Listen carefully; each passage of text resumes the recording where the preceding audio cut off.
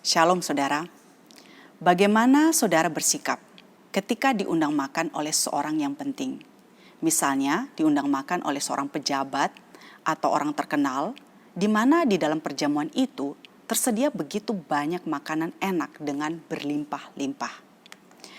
Nah, bagaimana bersikap di dalam situasi-situasi dan keadaan seperti itu adalah sesuatu yang penting. Dan kita membutuhkan hikmat supaya kita tidak mempermalukan diri kita sendiri.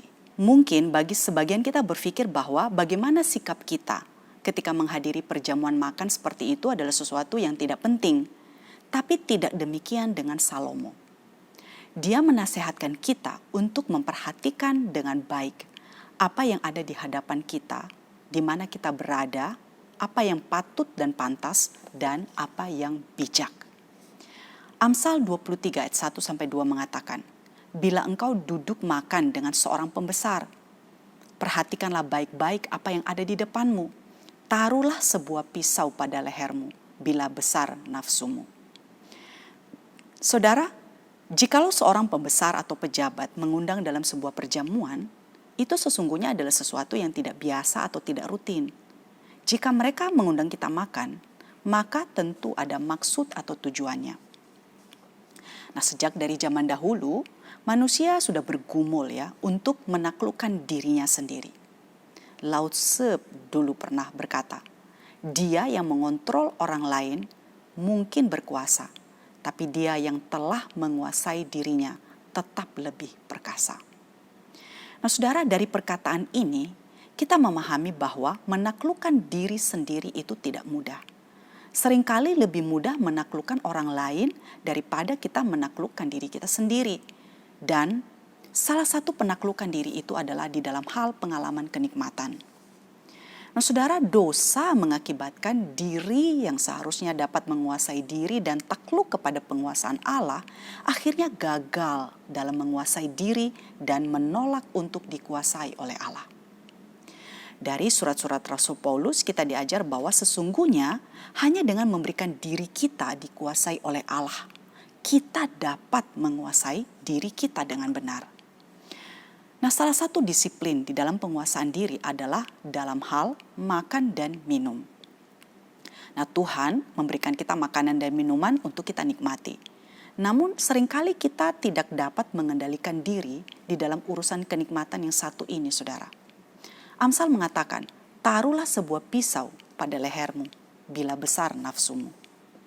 Nah, pernahkah saudara melihat seorang atau sekumpulan orang yang makan dengan begitu banyak, makan dan terus makan dalam jumlah yang sangat banyak sampai di suatu titik tidak dapat lagi makan.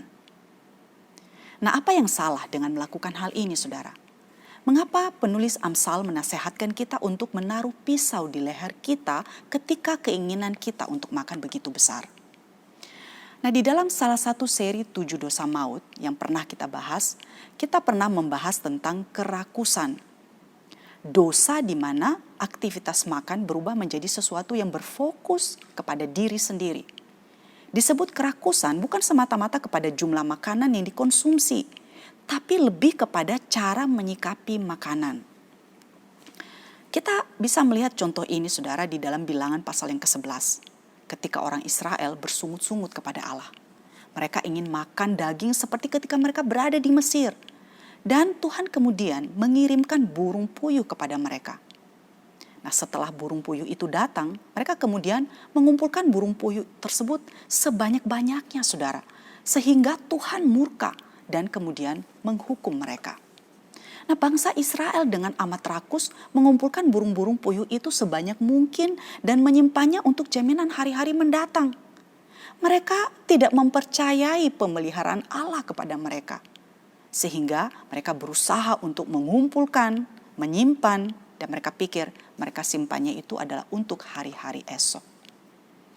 Nah, ketika diri kita dipenuhi dengan keinginan makan yang berlebihan, ketika kita dipenuhi dengan keinginan yang terus-menerus ingin makan makanan yang lezat, ketika seluruh pikiran dan hasrat kita adalah memikirkan secara terus-menerus apa yang akan kita makan, dan ketika kita berada dalam suatu kondisi di mana kepuasan hidup terletak pada makanan yang dikonsumsi. Dan ketika selera rohani kita menjadi tumpul, maka mari kita ingat nasihat daripada Amsal ini. Taruhlah pisau pada lehermu. Tentu saja saudara, yang dimaksudkan oleh penulis Amsal ini bukanlah dalam pengertian literal di mana kita menaruh pisau di leher kita, ya.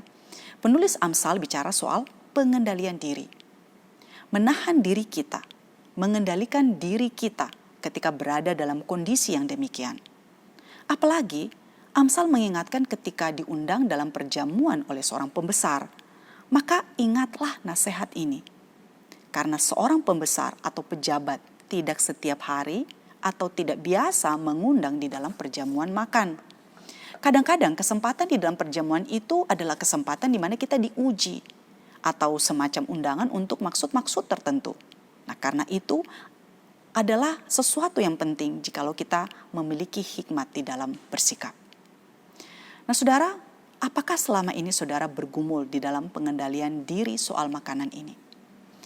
Kiranya nasihat dari Amsal ini menjadi perenungan bagi kita, dan tentu saja saudara, kita membutuhkan latihan-latihan rohani di dalam hal ini.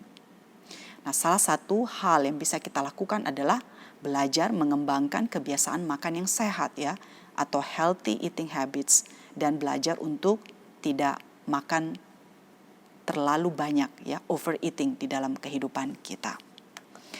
Bila engkau duduk makan dengan seorang pembesar, perhatikanlah baik-baik apa yang ada di depanmu.